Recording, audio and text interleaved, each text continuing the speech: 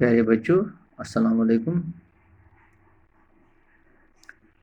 It is class 11th, subject political science, and we are continuing with our main topic, that is fundamental rights. And today we shall continue with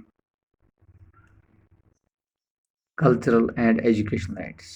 تو جیسا کہ آپ کو معلوم ہے fundamental rights میں ہم نے بہت ساری آرٹیکلز اور رائٹس جو ڈفرینٹ ہے ان کا ہم نے ذکر کیا.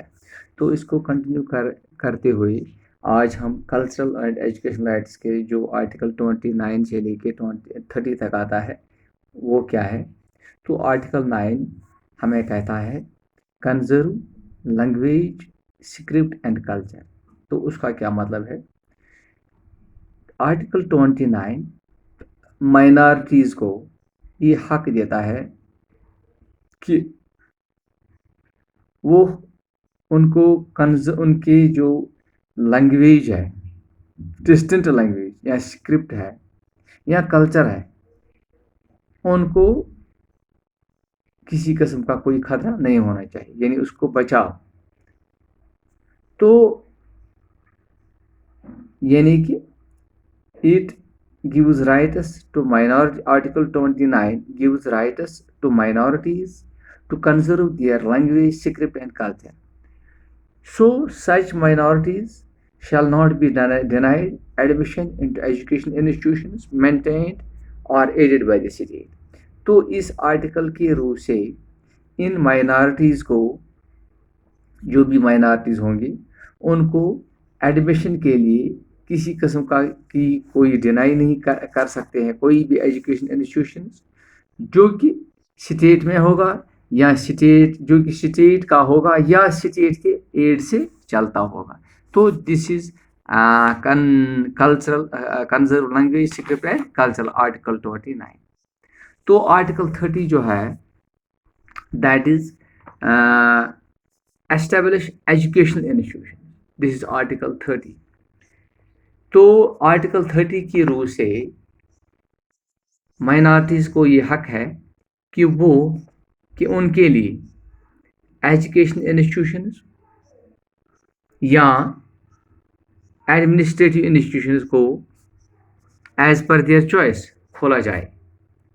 So article 30 gives the right to minorities to establish and administer institutions of their choices.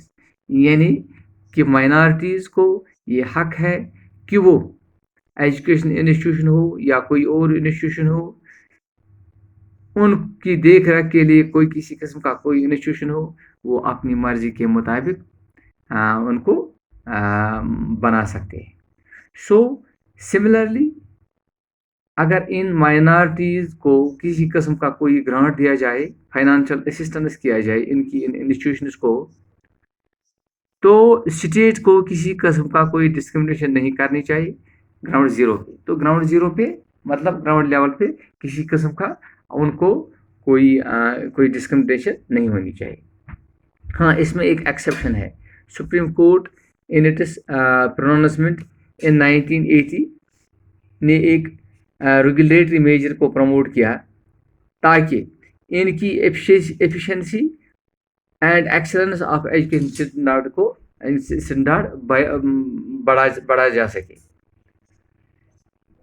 تو اسٹیٹ کو بھی یہ انشور کرنا ہے کہ سروسز آف ٹیچرس یا ادر امپلائیز کو یا کسی قسم کی کوئی اور آرگنائزیشن کو ان کی سیکورٹی کو پوری طرح سے دیکھ بھال کیا جائے.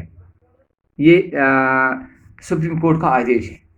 تو اس کے بعد یہاں پہ اور ایک چیز ہے دیٹ از مائنارٹی رائٹ اور کورٹ پروننسمنٹس.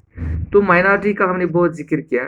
مائنارٹی کا سب سے پہلے یہ مطلب ہے کہ جو بھی کوئی طبقہ کسی قسم کی کوئی اقلیت میں یا ان کی پرسنٹیج اگر کم ہوگی تو وہ اس اسٹیٹ کی مائنارٹیز ہو گئی.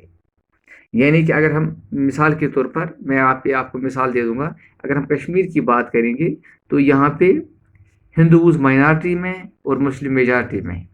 تو لیکن اگر ہم پورے انڈیا کی بات کریں گے तो यही मुस्लिम माइनॉरिटी में है और हिंदूज यहाँ पे मेजॉरिटी में है। तो अब ये कभी कभार एज ए स्टेट अगर हम लेंगे तो वहाँ पे जो पॉपुलेशन कम होगी, किसी भी रिलीजियस की पॉपुलेशन अगर कम होगी तो उसको वहाँ कंसिडर किया जाता है ये माइनॉरिटी में। तो माइनॉरिटी राइट्स को का खास तौर पे ख्याल रखा जाता है।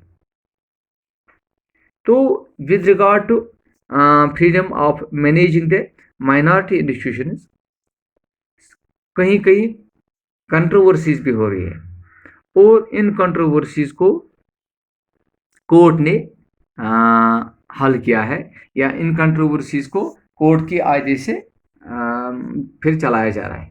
तो इसमें कौन कौन सी इंक्लूड है? सबसे पहले अगर हम मणिपाल केस जो कर्नाटका गवर्नमेंट के सामने आ गया, तो मेजॉरिटी के जो वहाँ पे मेंबर्स थे,